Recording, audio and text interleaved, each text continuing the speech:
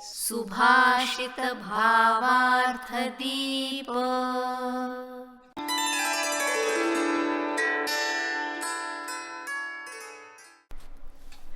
सुभाषित भावार्थ दीप ह्या चॅनलच्या पुष्प 7 मध्ये आपले सहर्ष स्वागत। या आधीच्या सर्व पुष्पांना आपण जो भरभरून प्रतिसाद दिलात त्याबद्दल खूप आभारी आहोत। ह्या आधीच्या पुष्पांचा व्हिडिओ परत पाहण्यासाठी डिस्क्रिप्शनमधील लिंक क्लिक करा। तसेच व्हिडिओ आवडल्यास लाईक, सबस्क्राईब आणि शेअर नक्की करा। तसेच नवीन व्हिडिओ पाहण्यासाठी बेल आयकॉनवर जरूर क्लिक करा। धन्यवाद।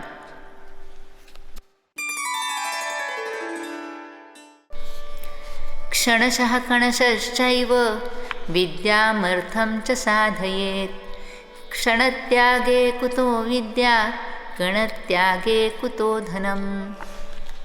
अर्थात क्षणाक्षणाने विद्या व कणाकणाने पैसा साठवावा। क्षण वाया घालवला तर विद्या कशी मिळणार व कण वाया घालवला तर पैसा कसा मिळणार।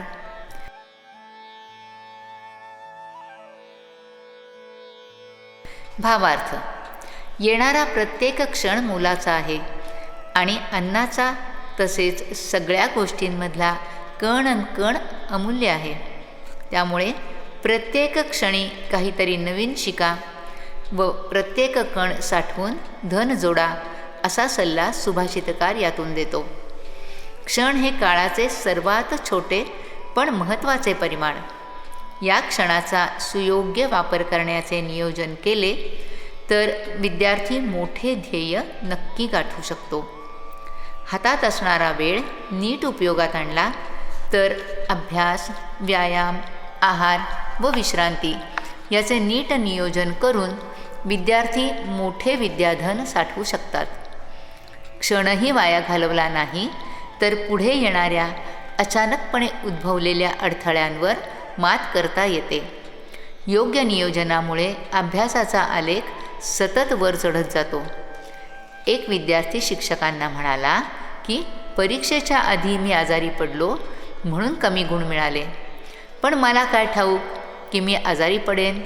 यावर शिक्षक उत्तरले, पण तू आजारी पडणारच नाहीस हे तरी कुठे ठाऊक होते।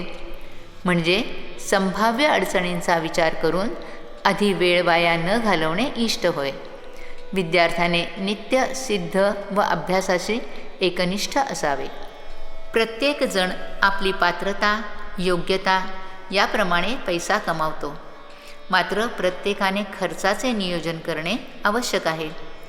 अनावश्यक व अवाजवी खर्च टाळणे हे एका अर्थाने पैसा कमावण्यासारखेच आहे।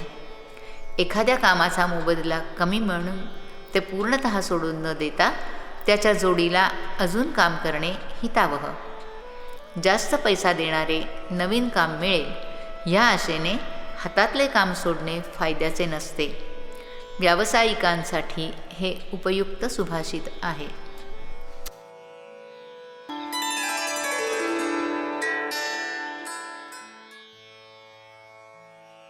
प्रियवाक्यप्रदानेन सर्वे तुष्यन्ति जन्तवः। तस्मात् तदेव वक्तव्यं वचने का दरिद्रता। अर्थात गोड बोलल्याने सर्व प्राणी मात्र आनंदी होतात, तर मग तसेच बोलावे, बोलण्यात कंजूषपणा कशाला।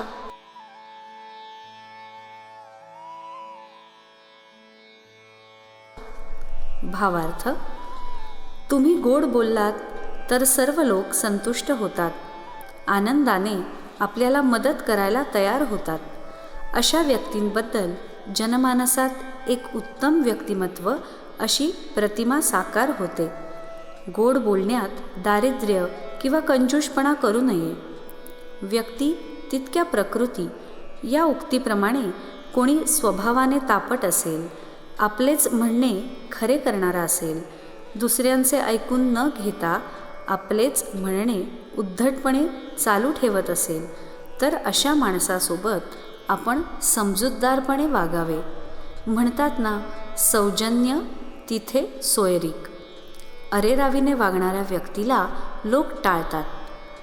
दैनंदिन जीवनात सगळ्या प्रकारच्या लोकांशी संबंध येतो. गोड बोलण्याला पैसे लागत नाहीत. स्वामी समर्थांनी म्हटलंच आहे, जरी द्यावयाचे कोय नेलं तरी शर्करा वेष्टून द्यावे. म्हणून सुभाषितकार म्हणतात की नेहमी संघर्ष टाळण्याचा प्रयत्न करीत राहा, कारण संघर्षाला विराम नाही. मनाचा समतोल बिघडू न देता रागावून ओरडून कपाळाला आठ्या घालून बोलणाऱ्याला नंतर शांततेने त्याची चूक दाखवता येते. म्हणून सगळ्यांना आनंदी ठेवण्याचा सोपा उपाय म्हणजे गोड बोलणे हा होय. गोड बोलणाऱ्या व्यक्तींचा जनसंपर्क दांडगा असतो. जीवनात सर्व क्षेत्रात यश मिळवायचे असेल तर मधुर वचन ही महत्त्वाची पायरी चढून जावे लागते. त्यामुळे बोलताना भरभरून प्रेमाने व गोड बोलावे.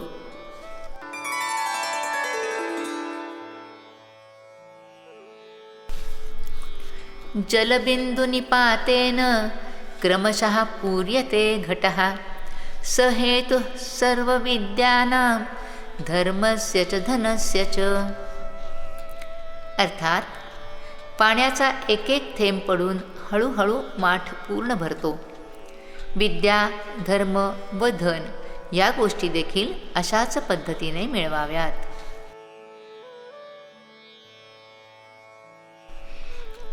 भावार्थ: एखाद्या मोठ्या भांड्यात पाण्याचा एक एक थेंब पडत राहिला तर काही वेळाने आपल्याला ते भांडे पूर्णपणे भरलेले आहे असे लक्षात येते.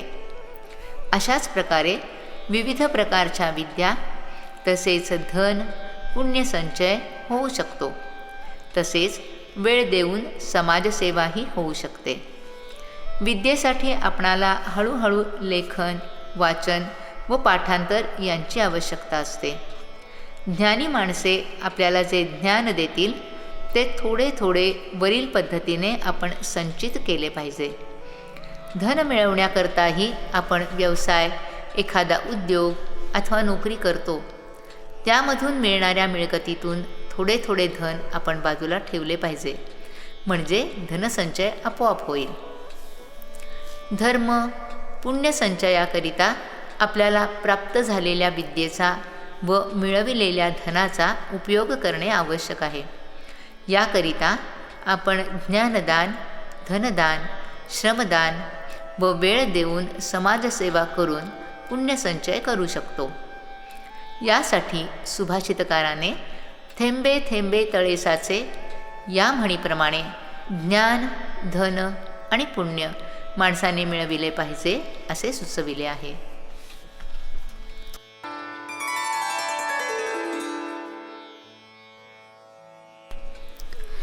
अत्यादरो भवेद्यत्र कार्यकारणवर्जितः तत्र शंका प्रकर्तव्या परिणामे सुखावहा. अर्थात जेथे निष्कारण नको एवढा आदर दाखवला जातो तेथे शंका जरूर घ्यावी. सावध होऊन केलेला विचार किंवा अशी शंका भविष्यात हितकारकच ठरते.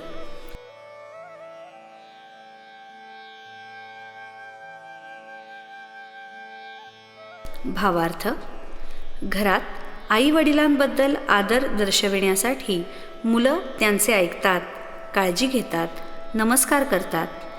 तसेच समाजसेवकाप्रती त्याच्या अनुयायांना, शिक्षकांबद्दल विद्यार्थी व शिष्यगणांना आदरभाव असतोच. शिक्षक दिन व गुरुपौर्णिमेला विद्यार्थी, शिष्य गुरूंना एखादे फूल देऊन पाया पडतात. पण एखादी किमती भेटवस्तू देत असतील तर त्या एखाद्या विद्यार्थ्याबद्दल मनात शंका घ्यायला हवी, कारण त्यात एखाद्याचा स्वार्थ असू शकतो. भविष्यात एखादा फायदा करून घ्यायचा असू शकतो. तसेच राजकीय नेते, नगरसेवक, आमदार, खासदार, मंत्री, राजकारण धुरीण, पोलीस, न्यायाधीश किंवा मोठा अधिकारी वर्ग ह्यांना पात्रतेपेक्षा किंवा नेहमी असतो त्यापेक्षा जास्त आदर एखाद्याकडून मिळायला लागला तर त्यांनी समजावे की इथे याला आपल्यापासून काही वेगळे अधिक मिळविण्याची अपेक्षा आहे. त्या माणसापासून आपण सावध राहावे, कारण प्रत्येकाला जो आदर मिळतो त्याची ठराविक पद्धत असते. काही आदर दर्शवण्याचे संकेत असतात. ते डावलून दाखवलेला अति आदर शंका घेण्यास पात्र ठरतो. आदर दाखवण्यासाठीही काही मर्यादा असतात. त्यांचे उल्लंघन केल्यास तो अत्यादर ठरू शकतो व तो धोकादायक असू शकतो. अशी शंका घेणे, सावधपणे विचार करणे हे ज्याच्याविषयी अनाठायी आदर दाखवला जात आहे त्याच्यासाठी हितकारक असते.